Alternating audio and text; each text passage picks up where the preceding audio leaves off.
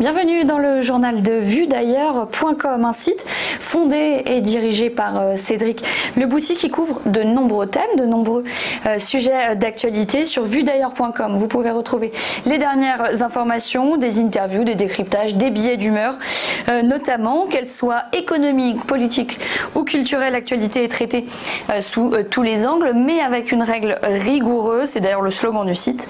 Les opinions sont libres, mais les faits sont sacrés. On va commencer tout de suite avec un mot de l'actualité internationale et on s'intéresse au gel hydroalcoolique. Aujourd'hui, on en est très dépendant pour se protéger du virus, mais savez-vous qui l'a inventé? Il s'agit du docteur Didier Pittet, un infectiologue de Genève. Il est méconnu en France alors qu'il a été élevé au rang de commandeur de l'ordre de l'Empire britannique par la reine Elisabeth II, signe de son importance puisque en 1995, c'est lui qui a constaté qu'une infirmière en soins intensifs se lave jusqu'à 22 fois les mains en 1 heure seulement et elle perd 2 minutes à chaque fois. Donc je vous laisse faire le calcul, c'est une perte de temps considérable remarquée par le docteur. Il a donc réalisé que l'on peut utiliser l'alcool à la place, qui est un antiseptique puissant. Mais petite particularité, au lieu de s'enrichir en déposant le brevet à son compte pour cette solution, eh bien le docteur Pittet a fait don de son brevet à l'OMS, l'Organisation mondiale de la santé, et il a calculé que s'il avait touché ne serait-ce que 1 centime par flacon de gel hydroalcoolique vendu, eh bien il serait aujourd'hui milliardaire. Il serait donc le médecin le plus riche du monde, mais pour lui cela n'a aucune importance. Il a déclaré que l'hygiène des mains est bien trop importante et bien trop simple et nécessaire à ses yeux pour penser à cela. Le docteur Pittet qui a évidemment commenté l'actualité avec son analyse, et pour en savoir plus, eh bien rendez-vous sur le site VueDailleurs.com pour découvrir le portrait qui lui est consacré. Dans un instant, l'actualité en France, on parlera du déconfinement, un véritable défi pour la gendarmerie nationale.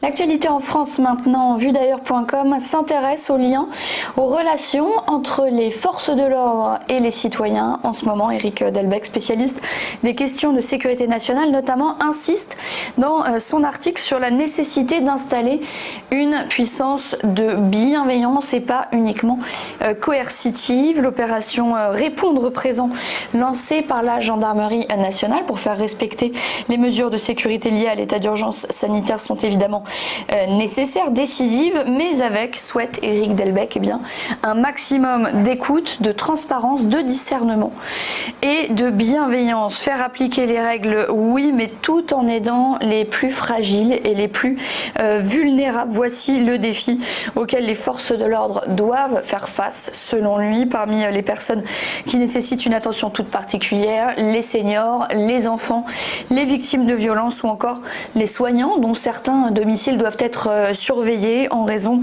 d'éventuelles menaces, avec eh bien donc un espace de danger immense. Avec ce déconfinement maintenant, la gendarmerie nationale aura fort à faire. Si ce thème vous intéresse, retrouvez l'analyse d'Eric Delbecq donc sur le site VueDailleurs.com. À suivre tout de suite, c'est l'actualité économique et sociale.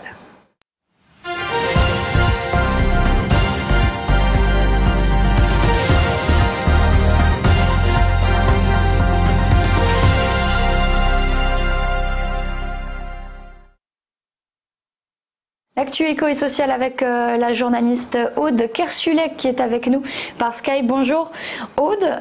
Bonjour Clotilde. On s'intéresse aux effets du confinement sur le prix des produits alimentaires. En supermarché, on a l'impression en faisant ces courses que ça a plutôt augmenté. On en parle tout de suite avec vous et on commence directement avec les matières premières, les céréales qui permettent de confectionner les aliments.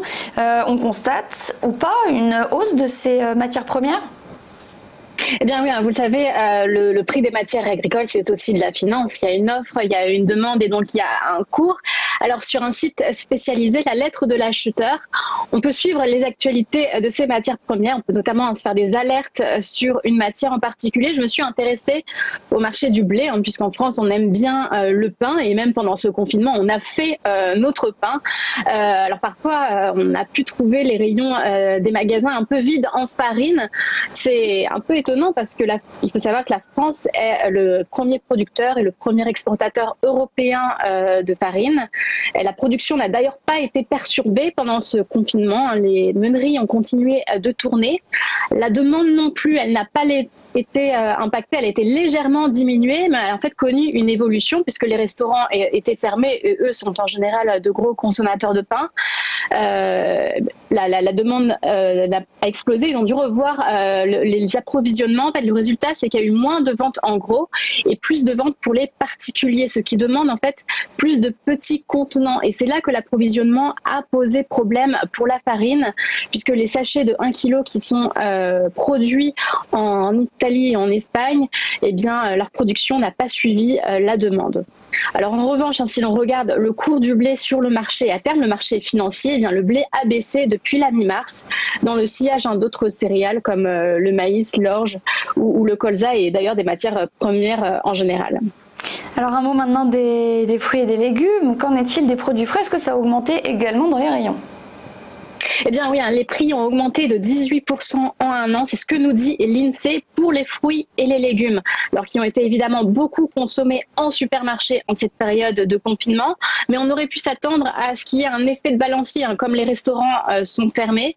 Et en fait, pour expliquer cette hausse des prix inattendus, il faut aussi regarder du côté de la logistique, puisque on peut évoquer une hausse des coûts de transport qui ont eux augmenté, notamment quand les fruits sont importés d'Espagne ou du Maroc, puisque le circuit d'approvisionnement a été chamboulé.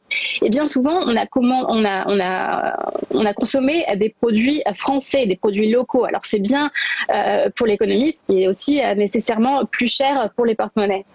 Merci beaucoup Aude Kersulek pour ces informations. Merci. À suivre dans un instant, l'actualité culturelle.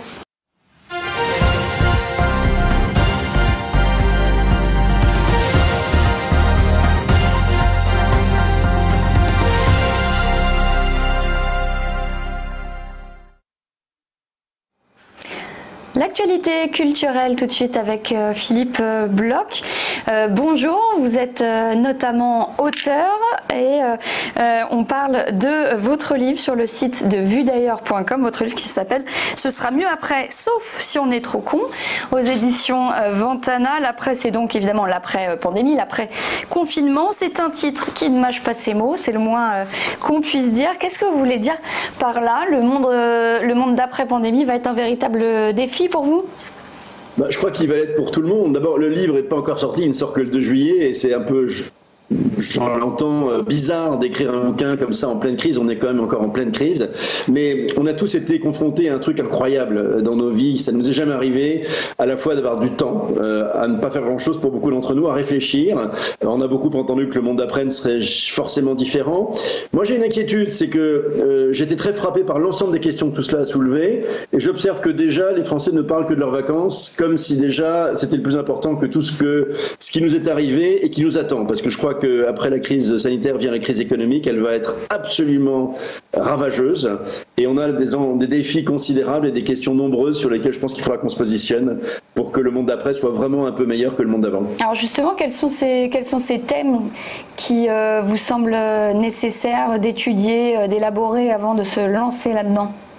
Je crois qu'il y en a beaucoup. Il y a des thèmes économiques, il y a des thèmes personnels, il y a des thèmes sur la façon dont on veut organiser nos vies, où on a envie de vivre, est-ce qu'on a envie de retourner au boulot après avoir découvert l'intérêt du télétravail, est-ce qu'on est prêt demain à abandonner une partie de nos libertés pour être plus en sécurité par des applications qui vont, avec de la data, essayer de nous suivre un peu partout dans nos déplacements, est-ce qu'on veut l'Europe qui a été globalement très absente de cette pandémie, est-ce que l'on veut demain consommer de la même façon, alors que même si cette crise n'est pas une crise écologique, elle n'a rien à voir avec une crise écologique. On va forcément avoir tendance à anticiper la prochaine crise, qui sera bien sûr celle de la transition énergétique. On a tous été confrontés à un autre mode de consommation pendant cette confinement un peu bizarre, cette période très étrange. Est-ce qu'on va modifier nos achats? Est-ce qu'on va être plus respectueux de la planète? Et puis surtout, moi j'ai un vrai sujet, c'est la défiance. La défiance des Français les uns envers les autres, envers leurs gouvernants, envers leurs dirigeants, alors qu'on a vraiment besoin d'unité. Tout ça est assez inquiétant et va nécessiter beaucoup de réflexions communes. Il y a un mot-clé qu'on retrouve, on a l'impression un peu dans votre livre, c'est compromis. Oui, parce que de toute façon, ça va être compliqué. Et c'est un peu comme on a beaucoup reproché au gouvernement les décisions qu'il a prises à chaque étape de cette crise. Honnêtement, personne n'aurait aimé être à sa place, je crois, et je pense qu'il sera temps de juger le moment venu quand on revotera si le job a été bien fait ou pas. Mais je pense que globalement, ils ont été face à que des mauvaises décisions, en fait. Est-ce qu'il fallait privilégier la vie ou l'économie? C'est pas des questions évidentes du tout, c'est des questions troublantes même, moralement d'ailleurs. Et je pense que personne n'aurait aimé les prendre à la place de nos dirigeants. Et je pense que de la même façon, tout ce qui nous attend va nécessiter beaucoup de courage et je répète aussi d'unité, c'est-à-dire qu'on ne pourra pas fonctionner les uns contre les autres. On a vraiment besoin de réfléchir ensemble à comment prendre les moins mauvaises décisions dans les quelques semaines et mois à venir. Merci Philippe Bloch d'avoir répondu à nos questions.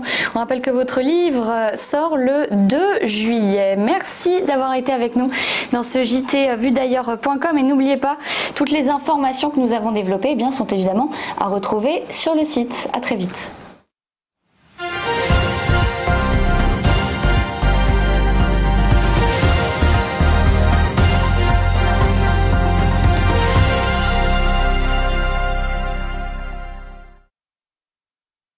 Bonjour à tous et bienvenue dans notre émission Entreprise et Innovation, votre rendez-vous innovation, développement économique et enjeux du digital sur TV Finance. Tous les jours, TV Finance met en lumière une société, un projet, des hommes et des femmes qui font l'entreprise d'aujourd'hui et de demain dans un monde en perpétuelle évolution. Pour y participer, contactez-nous sur tvfinance.fr.